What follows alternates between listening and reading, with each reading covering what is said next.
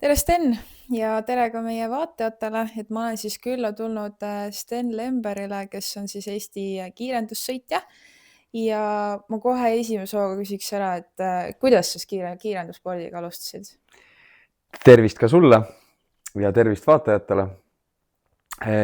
Kiirendusspordiga, eks see peasüüdlaseks saab ikkagi nimetada selle olukorra, et kuna kõik kindlasti, eks ole, kiirendusfännid teavad, kes on Lauri Kuriks, et siis kuna minu isa Kaido siis ja Lauri töötasid pikalt koos, eks ole, Topardsis, siis nii-öelda Lauri, kui hakkas omal ajal selle alaga nii-öelda tegelema, et siis ikka, kuna nii-öelda perekonnad olid nagu tuttavad ja käisid läbi väga palju ka töövälisel ajal, et siis hakkasime tal käima kaasa elamas ja see oli selline 90ndate lõpp, 2000, midagi sellist. Mina olin siis selline 5-6 aastane.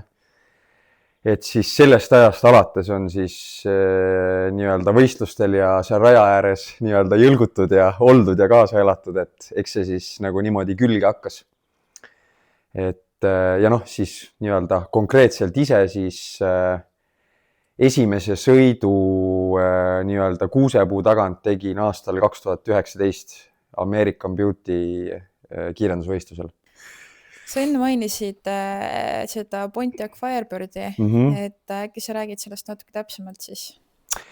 Jaa, ütleme niimoodi, et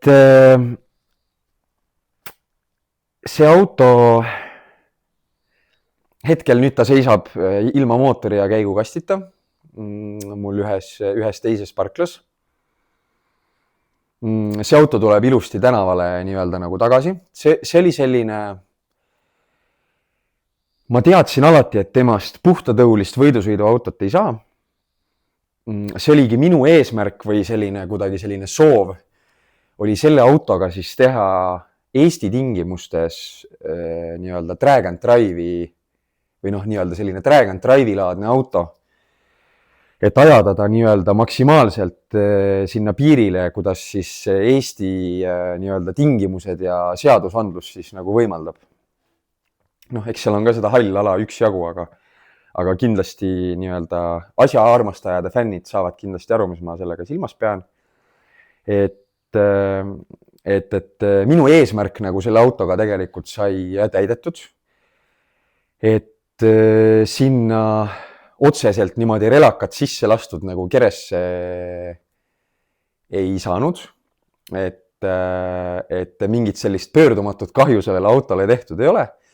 Ta saab ilusti mõnusalt nii-öelda taastada enamus osas selle algse nii-öelda seisukorra, aga et sai sõidetud 9 sekundit selle autoga ja ta oli nii-öelda siis seejuures nii-öelda täiesti tänavakõlblik ja tänavasuuteline auto.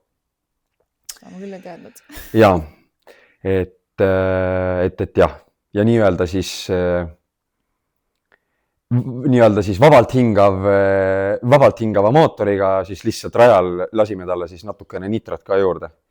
Aga jah, et nii-öelda selline võib-olla siis natuke keerulisem tee selle saavutamiseks, et tavaliselt klassikaline variant on alati tehakse seda nagu turbomootoritega. Et nagu turbomootor on võib-olla tänava tingimustes andestavam natukene. Vot. Aga jah, et seal oli siis seesama mootor tegelikult, mis siin meie kõrval on, oli siis Firebirdil vahel, small block Chevy, 7-liitrine. Et jah, see on siin meie kodugaraažis ehitatud mootor. Et väga edukalt ta nii-öelda toimetas. Kindlasti ma õppisin sellest väga palju, et eesmärk oli siis võib-olla nüüd ennem, kui see auto tuli üldse mängu, et oli tegelikult selline unistus veel, et proovida nii-öelda street week'il käia siis Rootsis see on siis selline kiirendusvõistluse nädal, kus siis nii-öelda võisteldakse eri nii-öelda radadel ja kõik vahemaad peab siis võistlusauto ise läbima koos oma varustust siis ka nii-öelda kaasas endaga vedama. Et siis selle mõttega ka sai nii-öelda eelmisel hooajal tehtud võidusõitu ja liigeldud ka nagu tänaval Pontiaciga, et näha, kas ta oleks üldse selleks nii-öelda suuteline. Et sealt tuli päris palju selliseid õppimiskohti ja nagu kogemusi. Et jah, kiirendus on selline ala, et kõik toimub väga kiiresti. Suures osas reflekside pealt ja igatahes aitäh sulle ja teiega siis näeme juba järgmises videos või siis juba raja peal.